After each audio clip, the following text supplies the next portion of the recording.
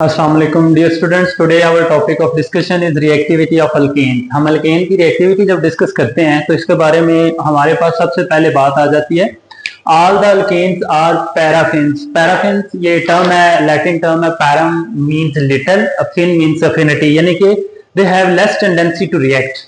Why they have less tendency to react? तो उसकी दो रीजन हमारे पास आ जाती है। Number one, non polar nature. Alkanes are non polar in nature. ये नॉन पोलर इन नेचर कैसे हो जाते हैं आपको स्टूडेंट पता होना चाहिए। कार्बन की इलेक्ट्रोनेगेटिविटी होती है 2.5 और हाइड्रोजन की इलेक्ट्रोनेगेटिविटी है 2.1। तो इनका अगर डिफरेंस हम चेक करें तो ये आ जाता है 0.4। आपको पता होना चाहिए कि कोई भी कंपाउंड उस वक्त पोलर होगा जब उसमें इलेक्ट्रोनेगेटिविटी डिफरेंस 0.7 या 0.8 कम से कम आ रहा हो तो कंपाउंड पोलर होगा। तो these are the highly non polar in nature because of the carbon hydrogen lesser electronegativity difference.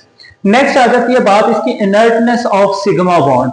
Alkanes के अंदर सारे के सारे बॉन्ड सिंगल बॉन्ड होते हैं जिनको हम सिग्मा बॉन्ड कहते हैं। सिग्मा बॉन्ड की डेफिनेशन क्या है? The bond which is found by the head on overlapping of atomic orbitals. जब atomic orbitals head on overlap करते हैं तो उससे बनने वाले बॉन्ड को हम सिग्मा बॉन्ड कहते हैं। तो चूंकि अल्केन्स में सारे के सारे सिंगल बॉन्ड हैं इस वजह से they are very less reactive.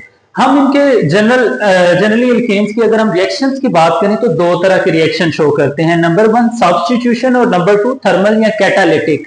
Substituent का मतलब क्या होता है? रिप्लेसमेंट रिएक्शन, जिसमें एक चीज को हम रिप्लेस कर लें किसी दूसरे। फॉर एग्जांपल अल्केन के अंदर कोई भी हाइड्रोजन एटम है जो कोवलेंटली बॉन्डेड है तो वो निकल जाए, उसकी जगह कोई दूसरा अदर देन हाइड्रोजन एटम आकर अटैच हो जाए तो इसको हम सब्स्टिट्यूशन रिएक्शन कहेंगे। दूसरा है थर्मल या कैटालिटिक रिएक्शन। थर्मल रिएक्शन ऐसा रिएक्शन जिसमें हम हीट करने से कोई रिएक्शन परफॉर्म कर रहे हो, और कैटालिटिक जिसमें हम कैटालिस्ट को यूज कर रहे हो, बेसिकली कैटालिस्ट की मौजूदगी में कोई केमिकल रिएक्शन परफॉर्म कर रहे हो। सबसे पहले हम थर्मल रिएक्शन में एक एग्जांपल मैं करूंगा कोड यहाँ पे, कंबस्टन रिएक्शन। कंबस्टन रिएक्शन में आप देखेंगे कि जितने भी अल्केन है ये CH4 है, ऑक्सीजन। आप याद रखें स्टूडेंट, जैसे हमें जिंदा रहने के लिए, इनहेल करने के लिए ऑक्सीजन चाहिए होती है, वैसे ही कंबस्टन प्रोसेस के लिए भी हमें ऑक्सीजन चाहिए होती है। Without oxygen combustion is not possible. So हम फ्री सप्लाई ऑफ ऑक्सीजन अगर प्रोवाइड करते हैं तो हमारे पास प्रोडक्ट कार्बन डाइऑक्साइड और वाटर और हीट। अब याद रखें कि 891 किलो जूल पर मोल हमें एनर्जी मिलती है जब हम एक मॉलिक्यूल मीथेन का बर्न करते हैं in the free supply of oxygen, और it is much more enough energy जिसको हम घर में किचन में कुकिंग पर्पस के लिए भी यूटिलाइज करते हैं।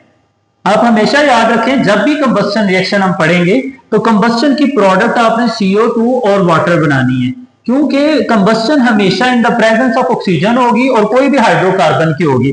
और इसके साथ आप यहाँ पे डेल्टा का साइन लिखेंगे जिसका मतलब होगा हीट, या कोई भी आप हीट लिख दें सिंपल। अगर आपको एनर्जी याद नहीं रहती तो आप जनरल ये सिंबल डेल्टा दे दें ताकि आप शो कर सकें कि this is the chemical reaction in which energy is release in the form of product.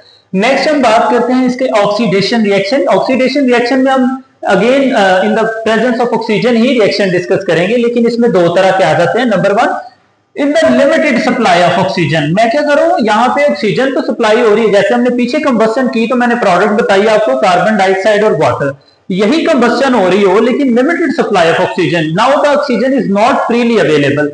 When oxygen is very short, then carbon monoxide would be the main product. Carbon monoxide एक poisonous gas होती है, ये हमारे blood से भी, haemoglobin से भी oxygen snatch करके अपने आप को स्टेबल करने की कोशिश करती है। वाटर एंड कार्बन, ये कार्बन ब्लैक जो कि पाउडरी कार्बन कोक की शक्ल में हमें फ्री अवेलेबल होती है।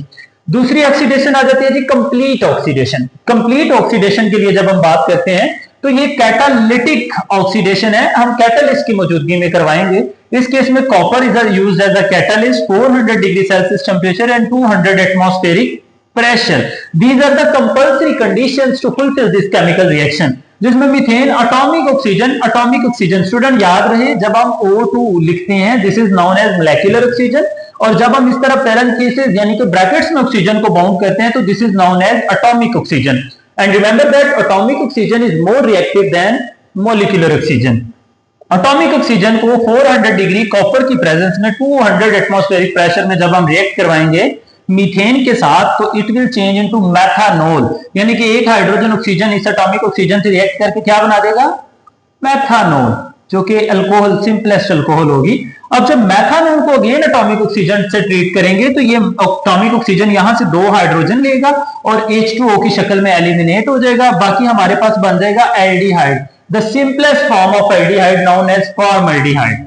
फॉर्मल्डिहाइड को अगेन अगर हम कैटालिटिक ऑक्सीजन यानी कि D2 400 डिग्री टेम्परेचर है, 200 एटमॉस्फेरिक प्रेशर है और कॉपर ट्यूब में ये रिएक्शन करवा रहे हैं, तो हम फॉर्मल्डिहाइड की जब ऑक्सीडेशन करवाएंगे तो it will change into formic acid. ये बेटा formaldehyde change into formic acid upon catalytic oxidation. इस फॉर्मिक एसिड की अगेन जब हम कैटालिटिक ऑक्सीडेशन करवाएंगे it will change into 2 kind of products. Number 1 CO2, ये कार्बन ऑक्सीजन के साथ डबल बॉन्ड बना के कार्बन डाइऑक्साइड रिलीज कर देगा और साथ में ये 2 हाइड्रोजन इस ऑक्सीजन से मिलकर वाटर जनरेट कर देंगे। स्टूडेंट नेक्स्ट हम बात करते हैं, जो हमारा अगला रिएक्शन आ जाता है वो है नाइट्रेशन। नाइट्रेशन के लिए बात